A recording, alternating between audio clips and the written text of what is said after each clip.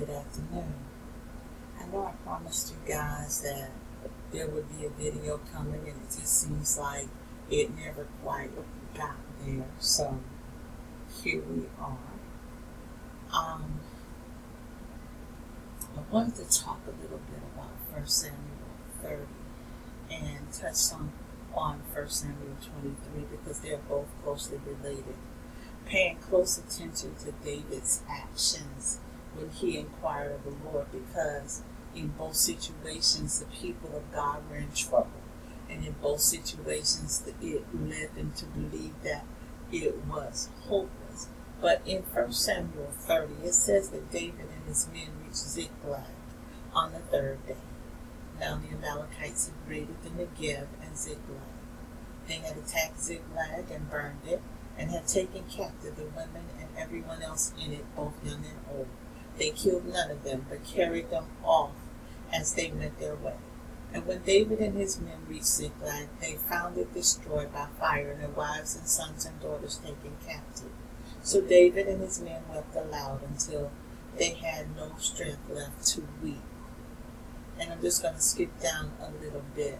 David was greatly distressed because the men were talking of stoning him. Each one was bitter in spirit because of his sons and daughters. But David found strength in the Lord his God. Then David said to Abiathar the priest, the son of Ahimelech, "Bring me the ephod." Abiathar brought it to him, and David inquired of the Lord, "Shall I pursue this raiding party? Will I overtake them?" "Pursue them," he answered. "You will certainly overtake them and succeed in the rescue." Now we're going to be looking at this for a while, but I wanted to get that far, and that was verses 1 through 10 of 1 Samuel 30. And I want to talk a little bit about Ziklag, because Ziklag was a town that was in Judah. Judah is praise. Just always remember that, praise. But the thing about it was that the Philistines had control of Ziklag. So in essence, when David was running from Saul, afraid for his life, he ran to his enemy for a place of safety and was given safety at Ziklag. Now, I have to search for things, and I have to figure out what things are. But if I was to say something about Ziklag, Ziklag is that place where you're in great distress, that place where you have had great loss. That's Ziklag. It is a place of depression. It is a measure pressed down. It is that place where many of us find ourselves now, where it seems like there is no hope, that no matter what we touch, no matter what we do the right things, we do all that we know to do, and still it's not enough, and still the enemy comes, and still it seems like everything that our hands touch fails. That's Ziklag. But this is the important thing to remember here about Ziklag. David went to that place willingly. It wasn't like he was sent there by the Lord, because he was not. But that is where he decided to go. And when he sat there and he dwelled there and he made his place of living there, and he went about his business with his men, the Amalekites, those that Saul was supposed to wipe off from the face of the earth, came and raided it and burned it. But this is the important thing to note, that even in this place where David had no business, even in this place where David could sit and nurture his distress, his depression, God did not allow the enemy to kill his family or the families of his men. They took them all. They captured them alive. They burned the houses. They burned the buildings. They burned the businesses.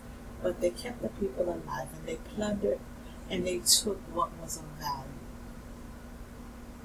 So even in this place, God was still a strong tower. God was still a protection. But when David and his men came back, they were greatly distressed, and I'm sure you were greatly distressed and would be distressed as well. And they became bitter in their spirit.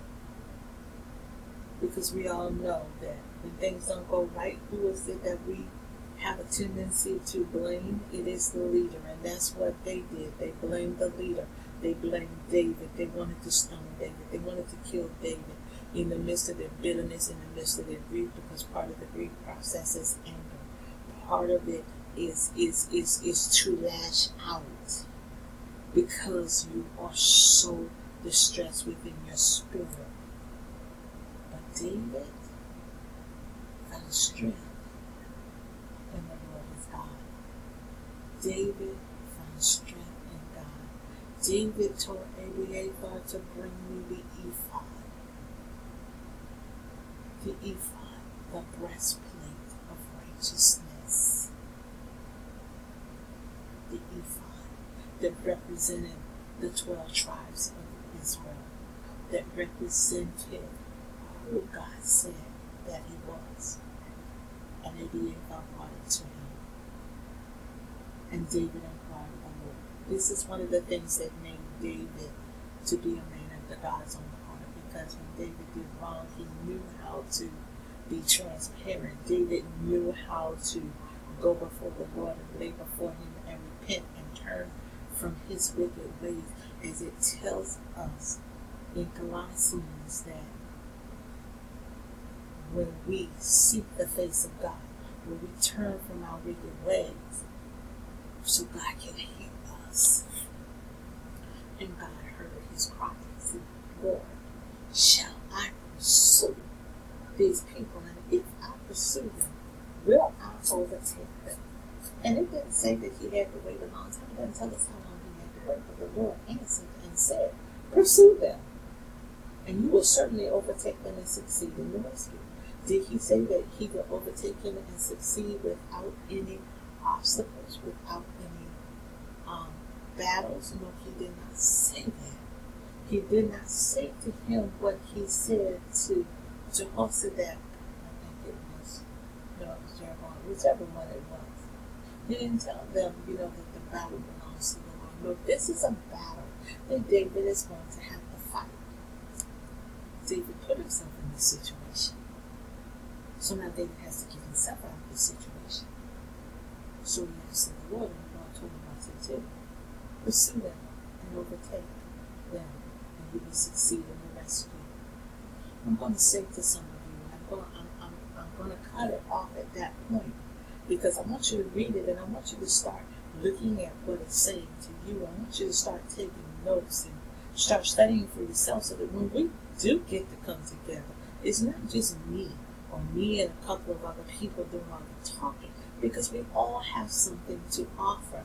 But I want you to know this. We are in a season right now where God is saying, pursue whatever it is that you've lost, whatever it is that you think is over, whatever it is that you gave away, whatever opportunity you think that you let go by, whatever it is, pursue. I'm going to tell you why we don't pursue. And I'm going to go off on a tangent for a moment. We don't focus. We don't focus. Some of you, I invited to something else that I'm doing right now in regards to this book that we talked about the last time we were together. Last night we started doing, 3 of us got together and we started a call about this book. We don't do it. Some of you didn't come on because you got all religious and you thought we were talking about money. I guess you thought I was going to ask you for something. I'm not asking you about it for anything. If you notice, I'm not even after you about the $20 a month there, or $20 a week, or however much you wanted. I only asked for $20. I'm not after you guys about that. The ones that want to do it, do it. Those of you, and they are prospering. The rest of you are just doing whatever. But one of the things that Napoleon Hill says in his book is that we refuse to believe that which we do not understand. We foolishly believe that our own limitations are the proper measure of limitation. Now, God didn't. I don't even know why we're talking about limitations, because even in the beginning, the front cover of my um, journal here says, I can do all through Christ who strengthens me. Another place it says, all things are possible to him who believes. But then again, this statement in verse 6, we refuse to believe.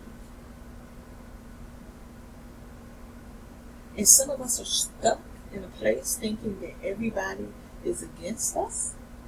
Woe is me that God isn't for me, because we refuse to believe. Something else he said was that you are the master of your fate and the captain of your soul, which means that you have the power to control what goes in here and what comes out, because everything in our lives starts with an idea, with a thought. What made David go to Ziklag? It was a thought that Saul was going to kill him. Now, this is what makes that really crazy, is because God had already anointed David king. So if David was to be king, and this came from God, why would God allow Saul to kill him? But fear made David feel that Saul could kill him. So I'm going to tell you a few things, just a few nuggets, and then I'm going to leave you alone because most of you aren't going to listen to this anyway. We're going to say you like it, you're high five and all of that, but you never listened. You didn't take any notes. You didn't go back to study any of it. But I'm trying to help who wants to be helped. First of all, you got to have a made-up mind. You got to make up in your mind that I don't like where I am. I don't like what's happening in my life. I don't like my part in it. I don't like the people that's around me that's holding me back. And from this day forward, I choose not to be in that situation anymore. Or, and I'm going to use Napoleon Hill a lot in this because I see the two are parallel. Because David had to make up in his mind that he was going to be king. You know, each one of us was ordained by God for a purpose. But you will never realize that purpose until you make up your mind to be who God called you to be. Whereas Napoleon Hill says that when a man really desires a thing so deeply that he is willing to stake his entire future on a single turn of the wheel in order to get it, he is sure to win. What am I saying? You don't care who and what to say. You don't care who they are. You don't care anything about what anybody else has to say, because it's between you and God. And you are going to stick this thing through, come thick or thin, come hell or high water, with only you and God, because either God is God or nothing else is going to matter anyway. I'm going to do this. The second thing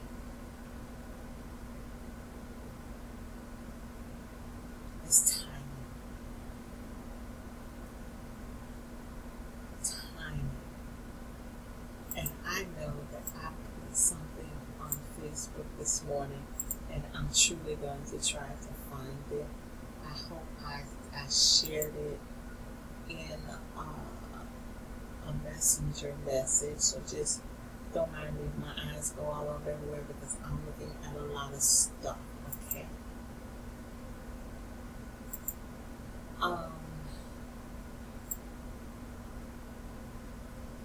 Just give me one moment, because it looks like a whole lot of people are actually writing in here. But I gave them confirmation.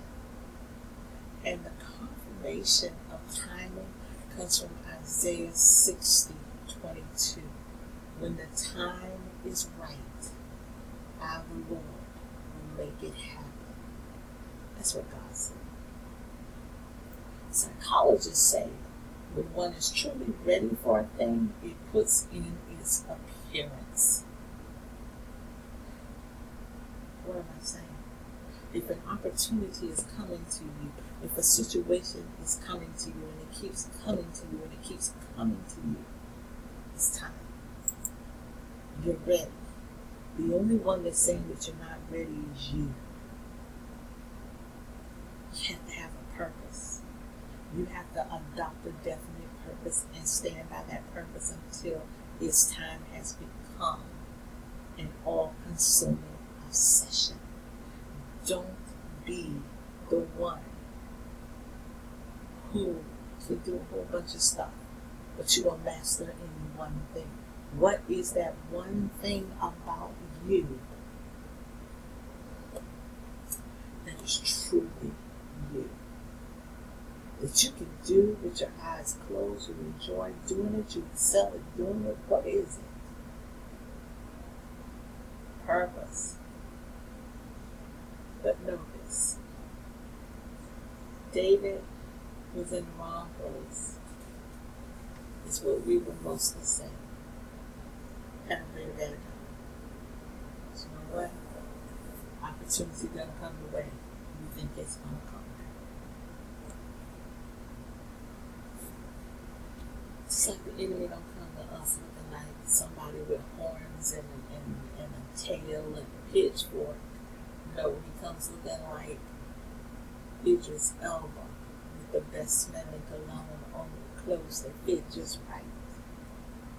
Opportunity is not going to come knocking looking like what you want it to look like. You got to keep your eyes open. You got to keep yourself in God's hands. You have got to be where you need to be, and sometimes it's not going to look like the right thing. Because let me tell you, I will tell you this much about David's story in Ziklag. Once David went and he got everything back, because yes, he did succeed and he did overtake them, just as God said. He was in Ziklag for 1 year and 4 months. And if you want to get technical, that was 16 months. 6 plus 1 is what? 7, divine number. However, when David left Ziklag, Saul was dead, and David walked into his destiny. Nobody that has been successful will tell you that it was a walk in the park and that everything went right. There were a lot of failures. There were a lot of mistakes. But you know what? God is able. God is able to take even our mistakes and turn them around to make our successes. If we give it to Him, because He knows we're not perfect. But now you can't keep doing stuff that you know is wrong and think God won't bless your mess. That's a whole different story. But the thing about it is when you mess up and you earnestly repent and turn away from it, God will be there for you. Does it mean that you won't suffer the circumstances? No, it doesn't mean that. Does it mean that everything's going to go right from that day forward? No, it doesn't mean that. There's a scripture that says that they that wait, they that can put their hands in the Lord's hands, they that wait on the Lord shall renew their strength, and they shall mount up with wings as eagles. They shall run and not be weary, and they shall walk and not faint. But look for that in a different version, because I want you to get this. As long as I can find the other.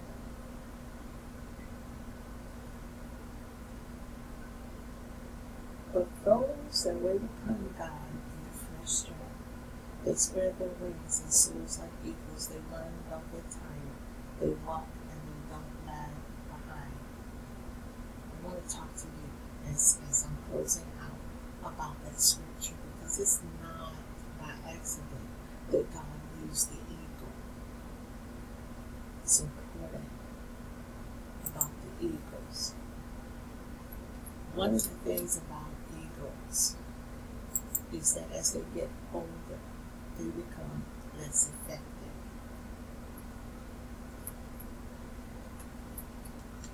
And so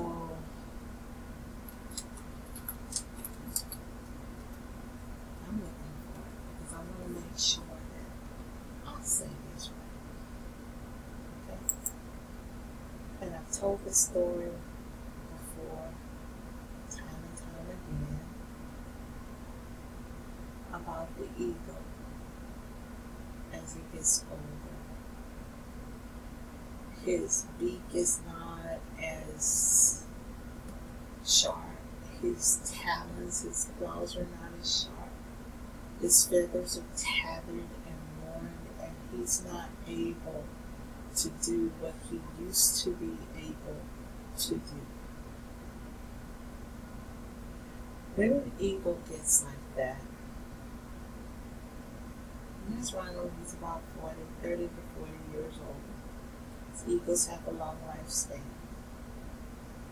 What happens is the eagle goes to a high place and he looks for certain things. He looks for running water. He looks for honey. He looks for flinty rock and sunshine.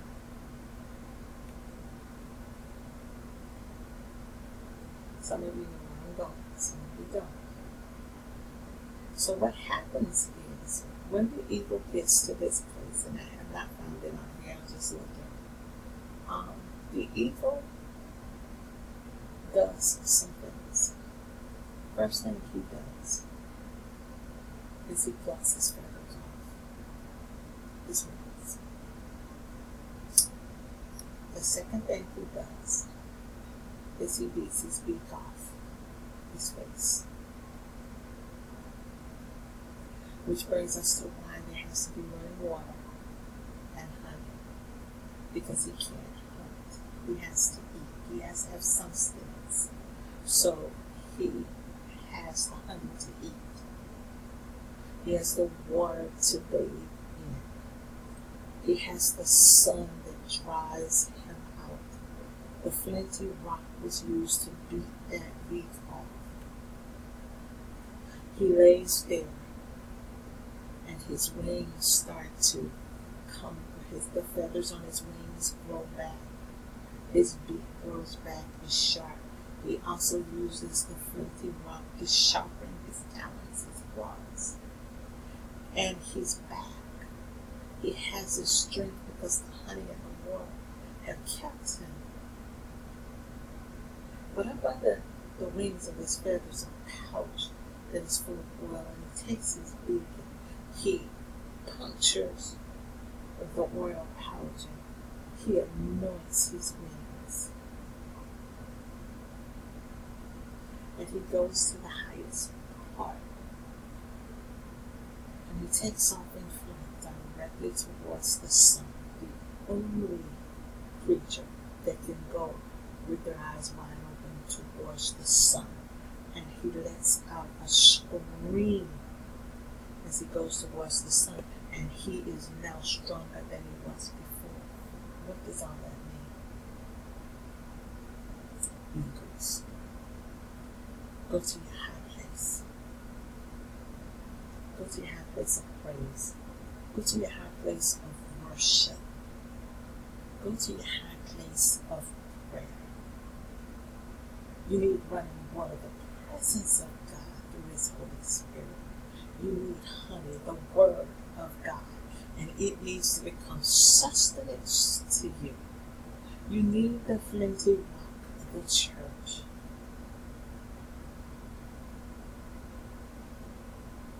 When you come out the